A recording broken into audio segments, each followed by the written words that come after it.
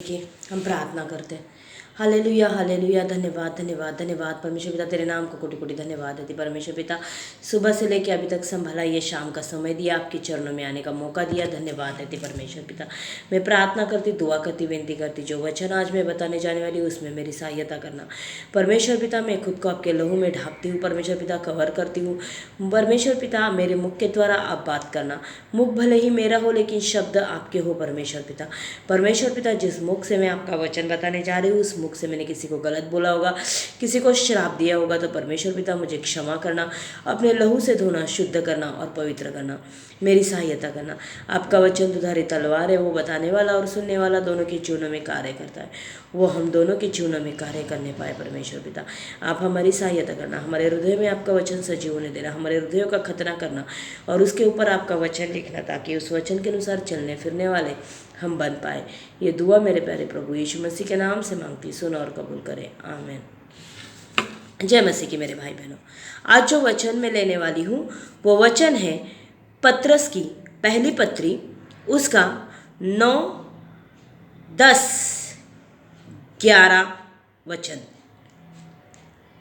बुराई के बदले बुराई मत करो और न गाली के बदले गाली दो, पर इसके विपरीत आशीष ही दो, क्योंकि तुम आशीष के वारिस होने के लिए बुलाए गए हो।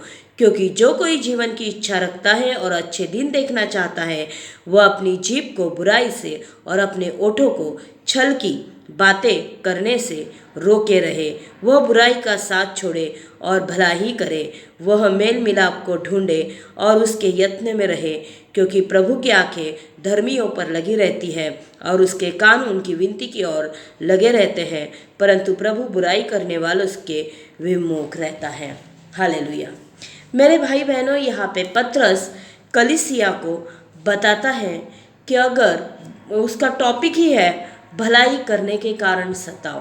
आप अगर किसी के साथ भला करते हो, किसी के साथ अच्छा करते हो और फिर भी आपके जीवन में दुख आता है, आपके जीवन में सताव आता है, जिसके लिए आपने भला सोचा, जिसका आपने भला किया, उसी ने आपका दिल दुखाया, आपको दुख तकलीफ मुसीबत में अकेला छोड़ दिया, आपके बारे में लोगों को गलत सलत बताया या आपको तकलीफ दी, तो भी परमेश्वर का वचन कहता है कि आप उसको बुरा मत करो।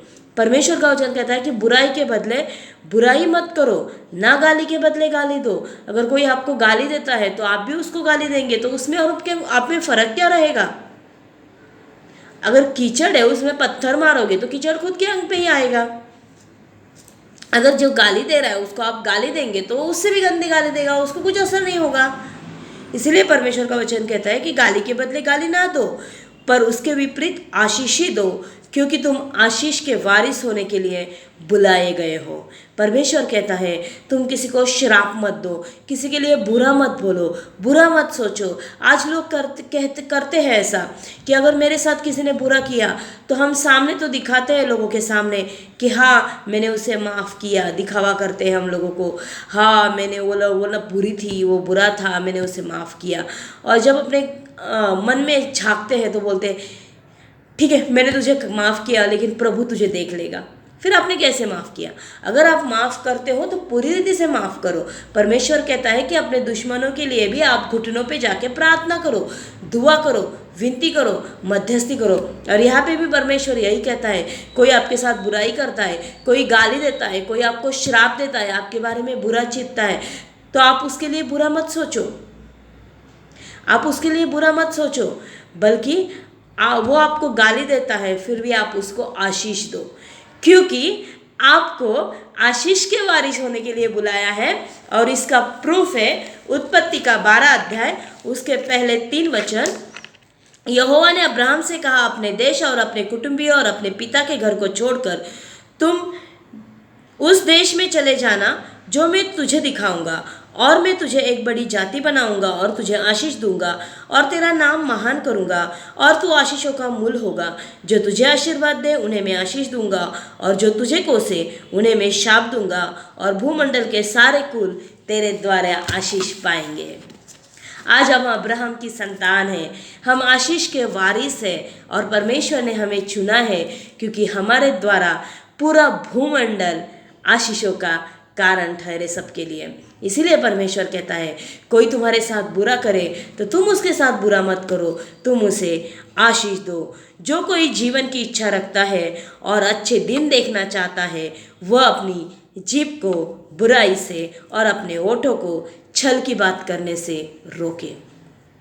जो कोई जीवन चाहता है, सार्वकालिक जीवन चाहता है, अनंत जीवन चाहता है, सिर्फ यीशु मसीह पे विश्वास रखने से, सिर्फ चमत्कार करने से, सिर्फ वचन सुनाने से आपको अनंतकालिक जीवन नहीं मिलेगा, आपको स्वर्ग नहीं मिलेगा। तब आप परमेश्वर के पास आओगे, बोलोगे अरे प्रभु यीशु मसीह, मैंने तेरे नाम से मुर्दों को जिंदा किया, मैंने तेरे नाम से भूत निकाले, मैंने तेरे नाम से रोगी को चंगा किया। तब प्रभु यीशु कहेगा मैं तुम्हें पहचानता नहीं, मैं तुम्हें जानता नहीं। क्यों? क्योंकि मैंने तुम्हें औरों के लिए आशीष होने के कारण बुलाया था, लेकिन तुमने क्या किया? लोगों को गाली दी, लोगों की बुराई की, लोगों को श्राप दिया। जब मुझे क्रूस पे ठोका गया किलो से, तब भी मैंने लोगों के लिए श्राप नहीं बोला, तब भी मैंने यही कहा कि हे पिता, इन्हें क्षमा कर, क्योंकि ये नहीं जानते ये क्या कर रहे। और तुम्हें लोगों से थोड़ा सा सताव दिया और तुमने उनको गाली दी, श्राप दिया, तो तुम कैसे जीवन के वारिस हो पाओगे? नहीं हो पाओगे। परमेश्वर कहता है अगर तुम्हें जीवन की इच्छा रखते हो, अच्छे दिन देखना चाहते हो, तो अपनी जीभ को बुराई से और अपने ओठों को छल की बातें करने से रोके रहे। वह बुराई का साथ छोड़े और भला ही करे, वह मेल मिलाप को ढूंढे और उसके यत्न में रहे, क्योंकि प्रभु की आंखें धर्मियों पर लगी रहती है और उसके कान उसकी विनती की ओर लगे रहते हैं, परंतु प्रभु बुराई करने वालों को विमुख करता है। परमेश्वर के कान धर्मियों की प्रार्थना सुनते हैं, परमेश्वर की आंखें उनको ढूंढती है जो मेल मिलाप करते हैं और मेल मिलाप का यत्न करते रहते हैं।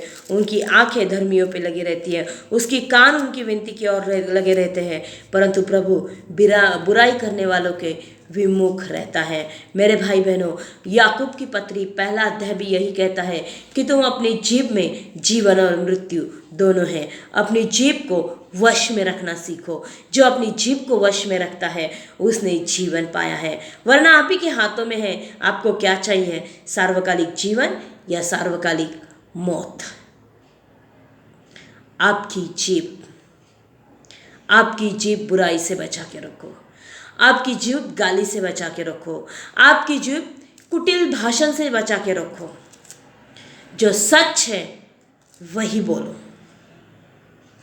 बढ़ा चढ़ा के झूठ बोल के किसी और को बदनाम ना करो।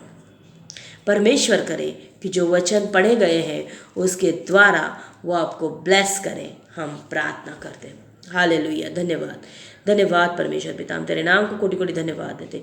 सुबह से लेकर अभी तक संभाला, तेरे चरणों में आने का मौका दिया, आपके वचन के द्वारा बात की, आपने हमें बताया परमेश्वर कि आपने हमें चुना है आशीषों का वारिस होने के लिए।